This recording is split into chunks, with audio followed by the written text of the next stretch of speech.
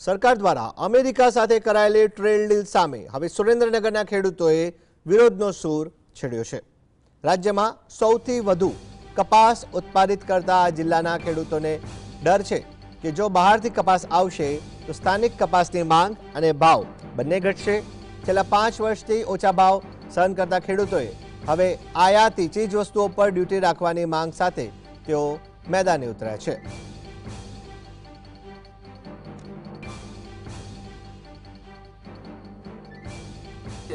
આ ભાવ જે છે 2012માં અને 2014માં પણ આ જ ભાવ હતા।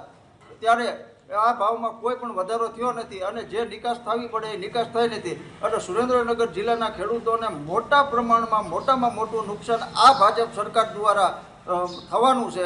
અને આ જે અત્યારે જે વાતો કરે છે કે એટલે ખેડૂતોને એટલું જ વિચારવાનું છે કે આ ભાજપ સરકાર કેન્દ્રની રહી અમેરિકાના ઘૂંટણીએ પડી છે। અમેરિકા બીજું કાંઈ પણ આમાં છે નહીં।